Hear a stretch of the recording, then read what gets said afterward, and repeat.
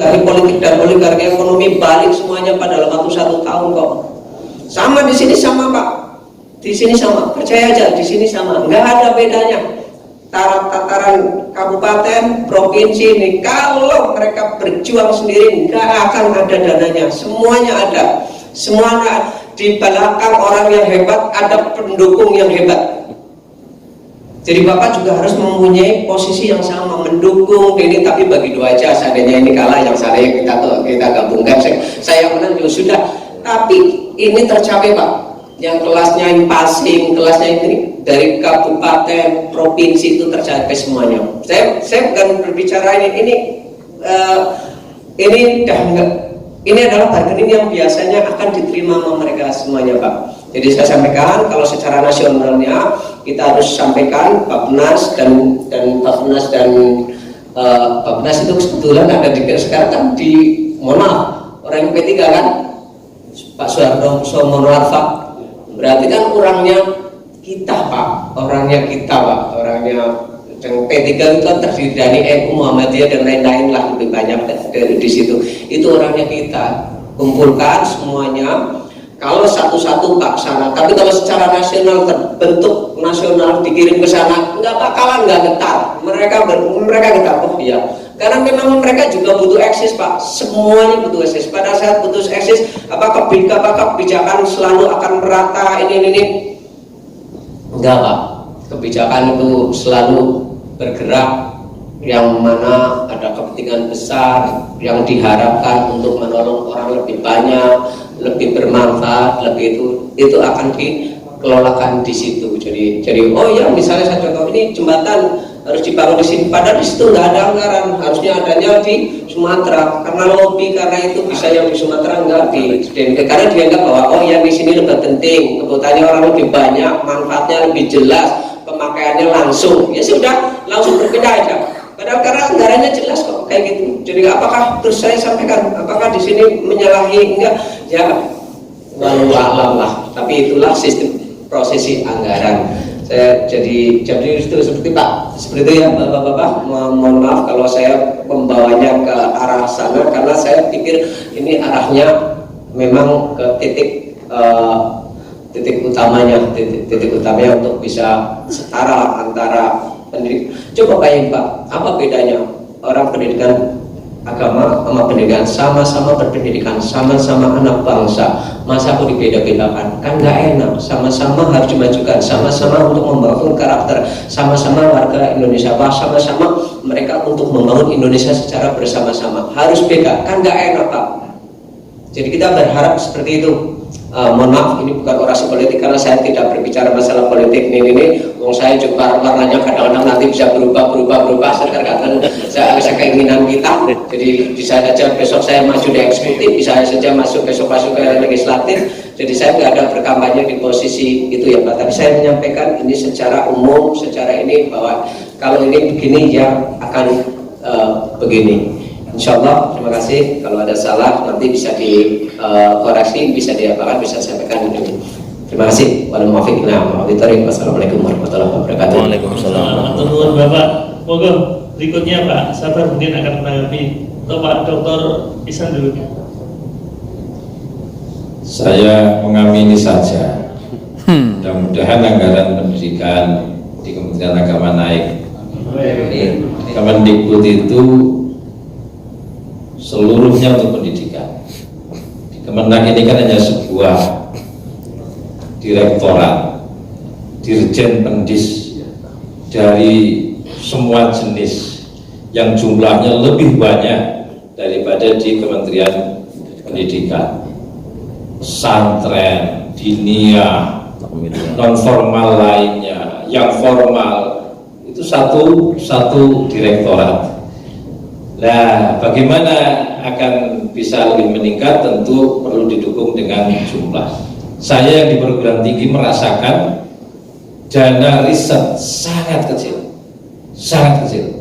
Jadi kalau di Kementerian Agama ada satu judul riset yang harus diperebutkan oleh dosen di seluruh Jawa Tengah, maka di Kementerian Pendidikan itu bisa ada 40 judul yang diperebutkan.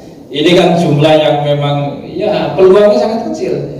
Jadi apalagi bicara negeri dan swasta. Nah, ini lebih butuh lagi dukungan. Saya kira yang disampaikan wakil kita Pak Wastam di DPR RI kita amini, mudah-mudahan menjadi sebuah realisasi. Terima kasih. Terima kasih. Memang mungkin ya dari Kementerian Agama itu belum menggandeng pihak-pihak terkait, termasuk diantaranya Muhammadiyah NU untuk diajak mempresur itu. Sekarang sudah 20%. Saya pernah menghitung bersama dulu, bukan menghitung bersama, diberi informasi baru 13% katanya. Kalau sekarang sudah 20% itu sudah naik gitu. Dulu itu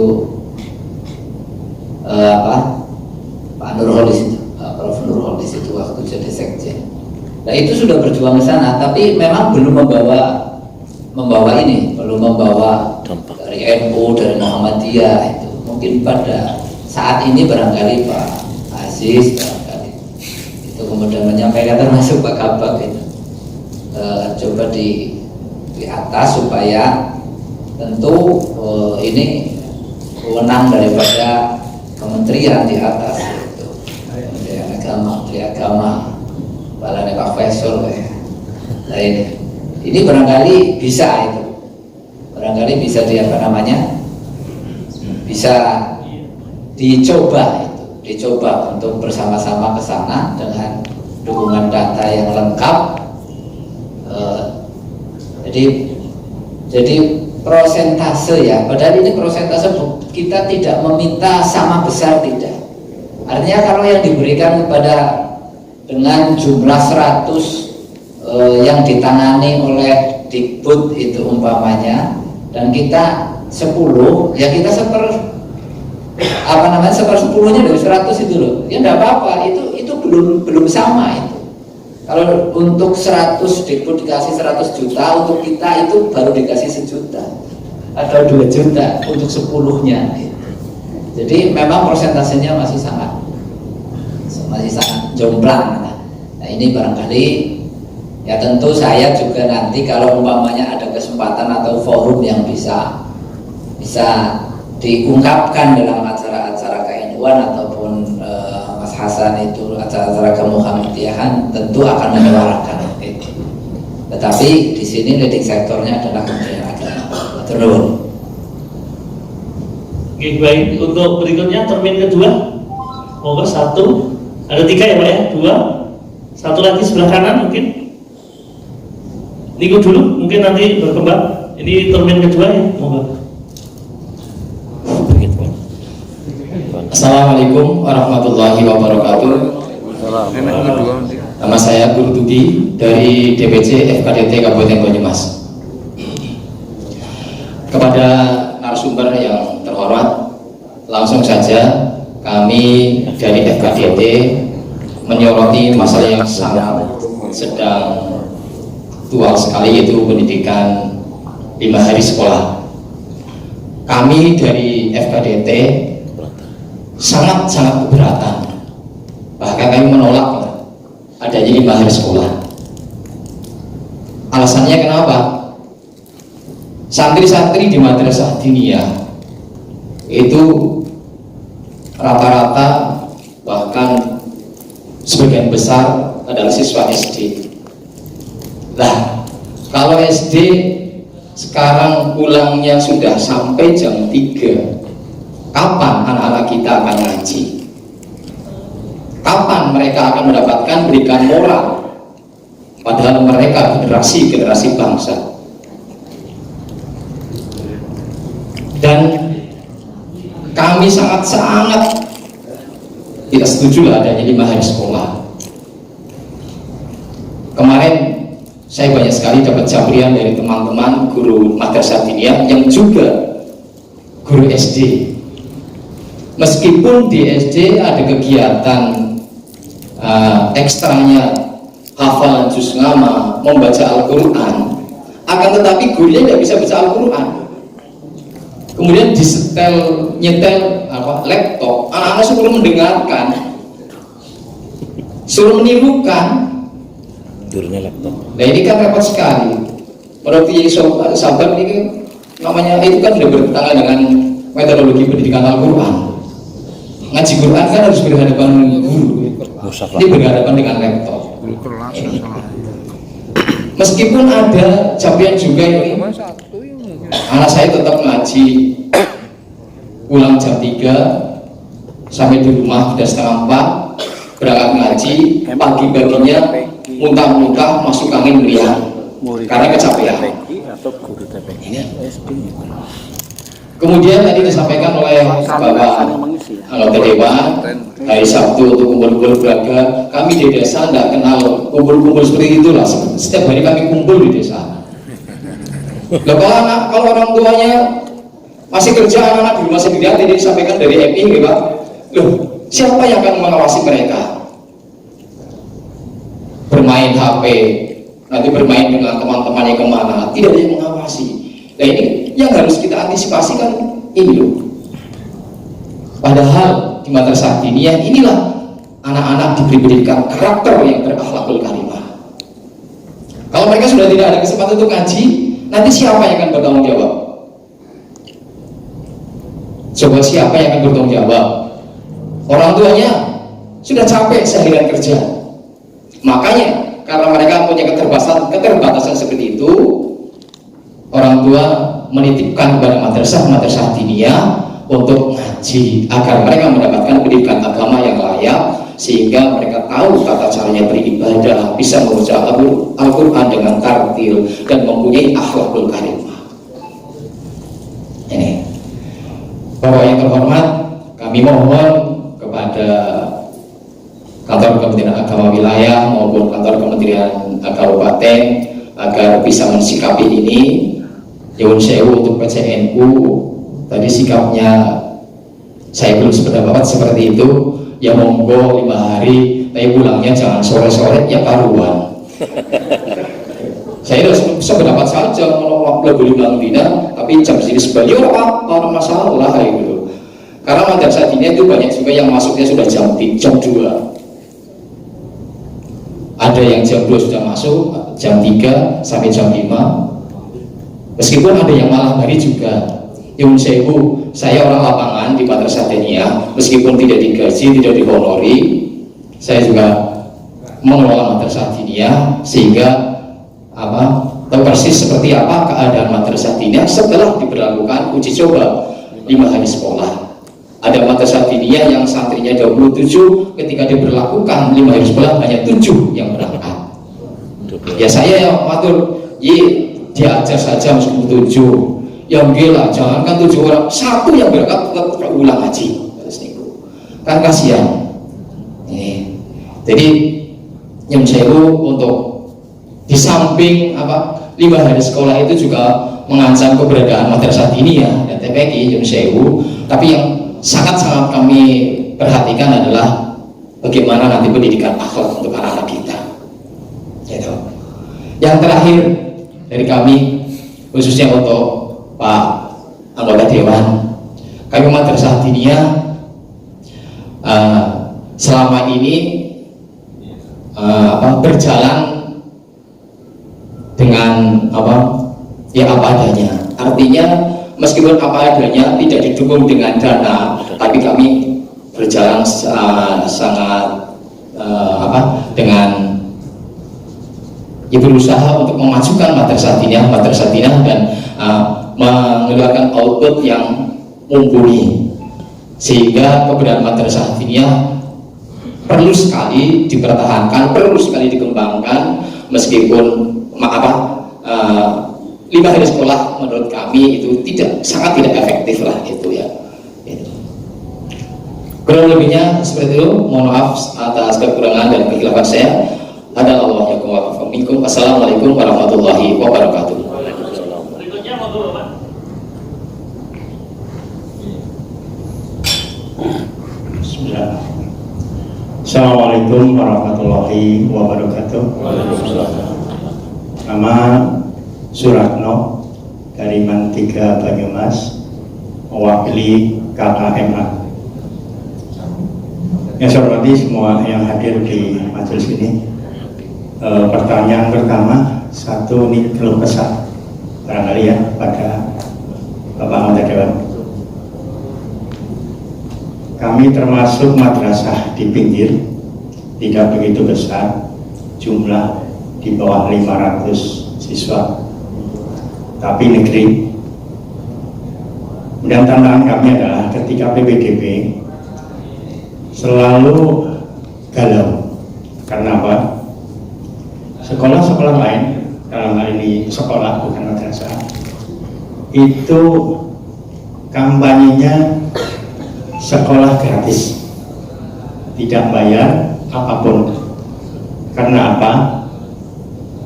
Guru-guru GTT-nya itu sudah digaji, tidak dari dana komite, tapi dari gubernur, dapat bantuan dari sana. Sehingga secara praktis sekolah-sekolah itu tidak mengeluarkan pembiayaan itu, sehingga mereka berani berkampanye sekolah gratis. Sementara di tempat kami harus menanggung separuh dari guru yang ada adalah guru GTT. Demikian juga ASN yang ada separuh adalah yang non PNS. Sehingga mau tidak mau kami harus istilahnya itu ada dana masukan dari wali murid ataupun dari masyarakat yang memang itu mendapatkan payung hukum dari komite. Jadi komite itu ada payung hukumnya, ada peraturannya kalau masalah SKDC namanya, yaitu sebagai payung hukum kita bisa bekerja sama dengan masyarakat di dalam hal pendanaan. Namun demikian, hal itu selalu menjadi kegalauan kami. Karena apa? Kami harus menyampaikan ketika ditanya apakah masuk madrasah itu gratis apa enggak. Selalu begitu. Sementara sekolah lain kampanyenya gratis dan sebagainya. Yang kedua, ini sewu barangkali bukan rahasia lagi. Di daerah sana itu ada istilah satu siswa berapa ribu gitu. Jadi kalau ada sekolah yang ada orang memasukkan ke sekolah tertentu, maka itu ada hitungan pembiayaan. Nah ini saya tidak tahu kebenaran itu, tapi itu selalu menjadi momok bagi kami. Jadi misalnya sekolah A nanti ada guru sekolah tersebut memasukkan ke sekolah tersebut, nanti ada fee dan sebagainya. Itu yang kemudian menjadikan PPDB tidak sehat. Sehingga ini saya mau usul apa gitu ya. Artinya bahwa di situ ada kesenjangan sebenarnya antara pembiayaan di madrasah dengan pembiayaan di sekolah. Kalau sekolah ada bos daerah yang full, kalau kita juga dapat bos daerah. Ini rencana mungkin per bulannya 12.500 lah. Sementara kalau yang sekolah itu sampai 150.000. Jadi bedanya banyak kan. Itu yang saya sampaikan yang kaitannya dengan pendanaan. Yang monggo nanti saya memperkuat teman-teman saja bahwa madrasah aliyah, pokoknya semua madrasah itu sebenarnya kan memberikan dukungan pendidikan di wilayah daerah tertentu. Sementara sekolah juga demikian, karena sekolah punya kementerian, sekolah kan punya kementerian pendidikan, kemudian madrasah punya kementerian agama. Sementara pemerintah daerah itu punya kementerian dalam negeri. Sehingga sama-sama sebenarnya kalau itu sebagai anak tiri ya madrasah anak tiri Pemda, demikian juga sekolah juga anak tiri Pemda. Kalau itu dianggap sebagai anak kandung, ya dua-duanya juga anak kandung sehingga bisa mendapatkan hak-hak yang sama. Yang pertama. Yang kedua, saya sepakat bahwa kebijakan tentang 5 hari sekolah itu banyak bersinggungan dengan pembinaan karakter, terutama pembinaan karakter yang ditanya dengan pendidikan agama. Saya melihat di beberapa hal juga demikian. Misalnya ada beberapa pembatasan-pembatasan pada istilah di pendidikan agama. Ada kata-kata tertentu yang tidak boleh ada di dalam soal maupun materi pelajaran agama. Yang itu kemudian kalau itu dimunculkan akan jadi masalah. Akan dianggap sebagai bentuk radikalisme, dianggap sebagai bentuk intoleran dan sebagainya. Padahal mohon izin Pak, intinya barangkali untuk dipersingkat. Intinya bahwa apakah di dalam pendidikan Islam itu ada juga semacam tadi mafiosol gitu ya, Oligarki. politik oligarki seperti juga terjadi pada ekonomi dan politik. Karena melihat beberapa hal yang kita melihat muncul yang ada di sana. Terima kasih. Terima kasih Bapak. Cukup ya? Cukup. Oh terakhir Bapak, mohon izin, monggo. Mana?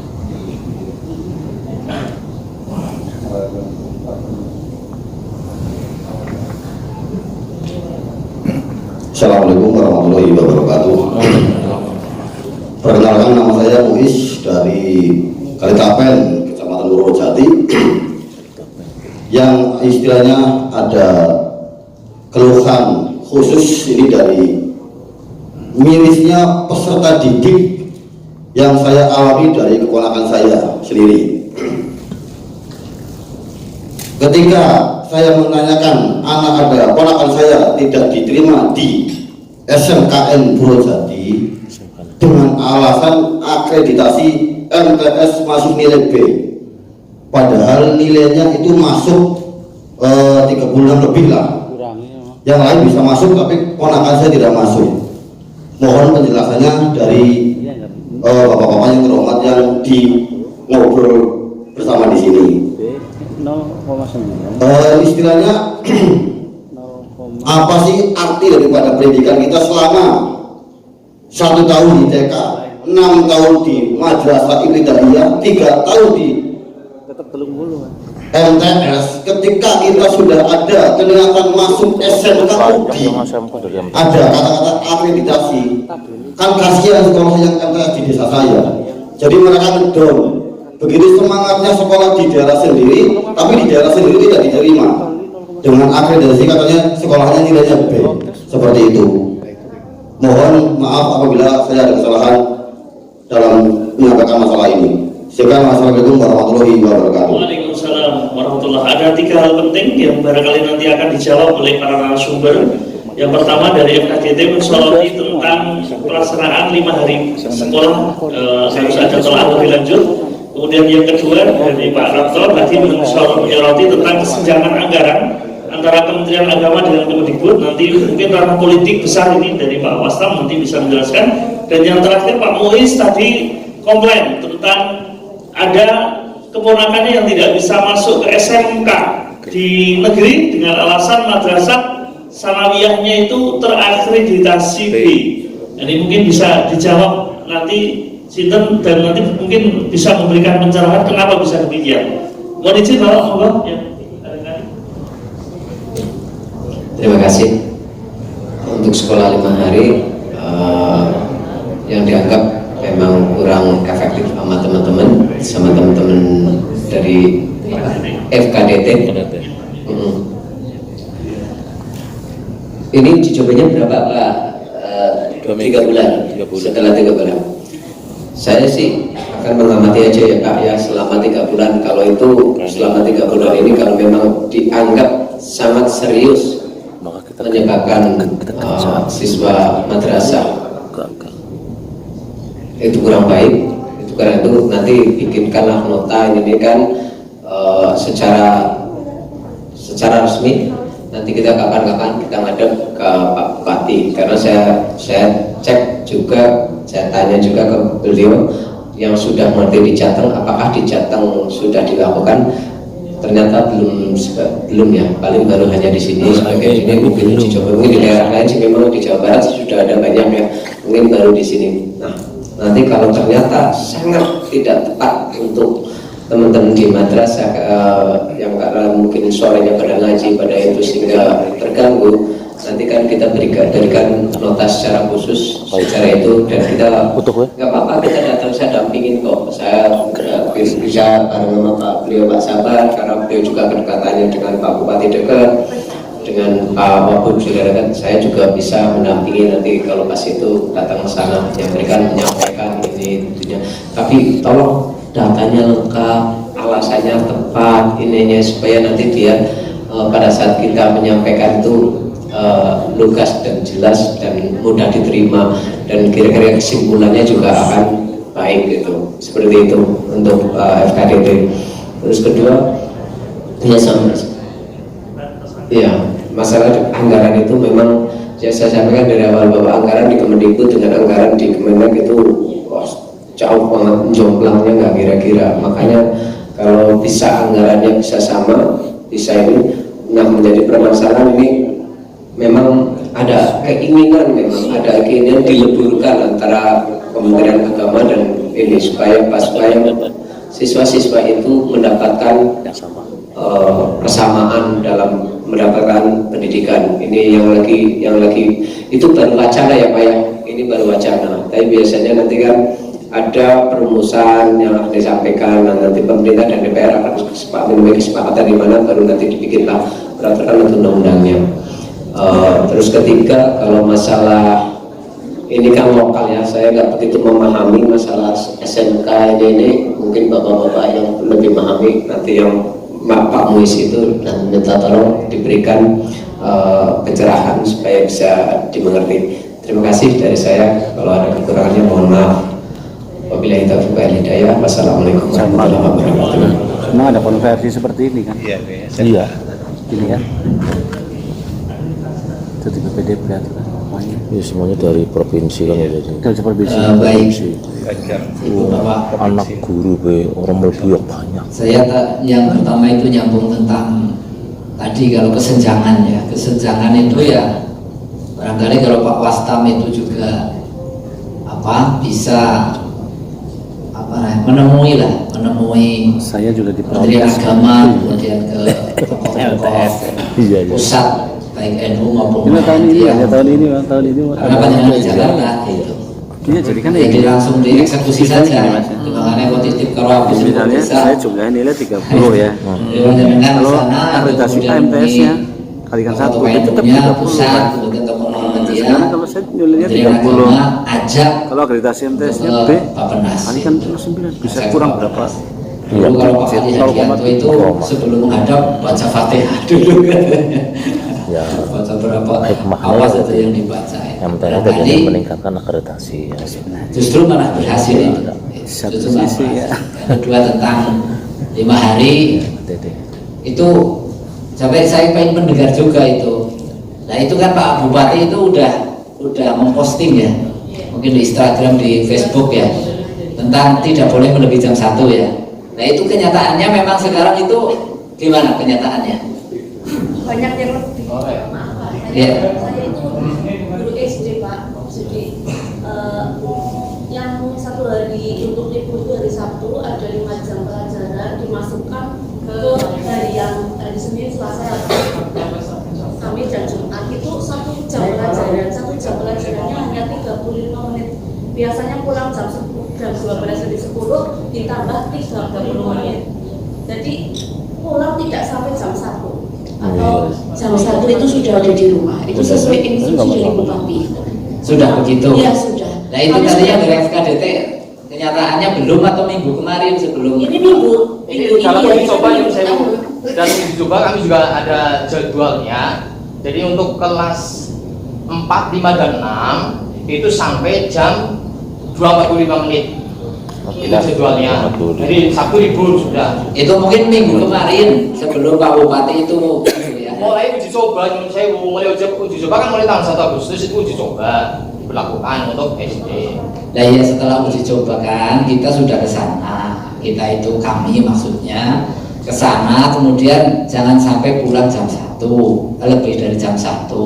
Nah, kata Bu Guru tadi katanya, ya Saya itu. mau dari KKG SD Kabupaten Banyumas. Artinya jam 1 sudah pulang, kan? Sudah pulang. Jam 1 sudah pulang itu, Pak. Tidak mengganggu. Ada kegiatan mandi.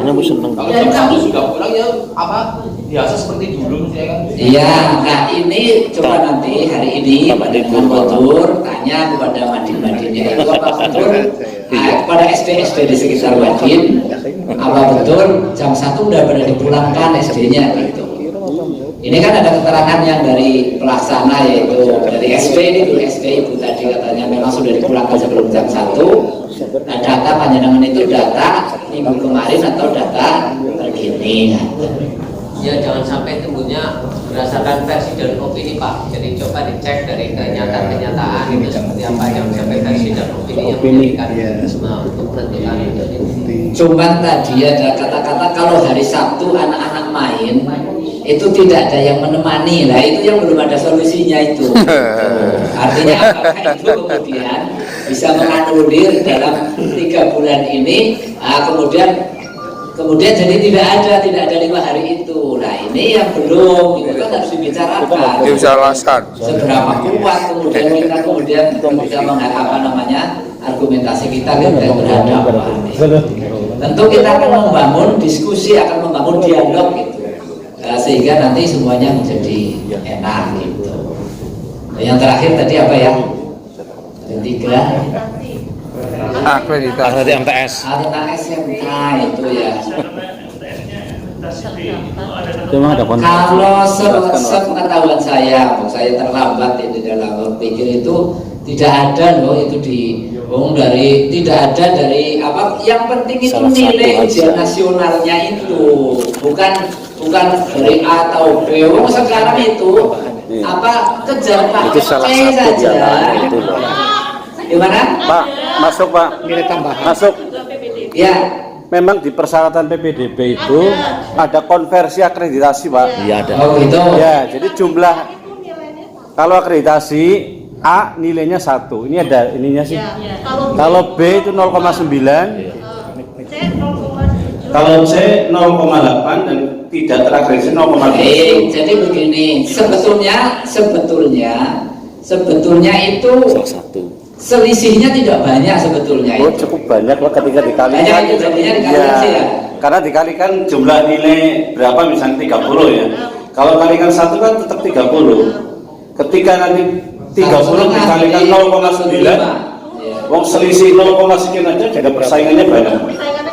Ketat seperti itu. Ya, itu aturannya memang dari provinsi itu untuk meningkatkan kualitas yang tadinya itu misalnya kita punya MTS yang akreditasinya itu ya segera dikembangkan gitu. Solusinya dengan apapun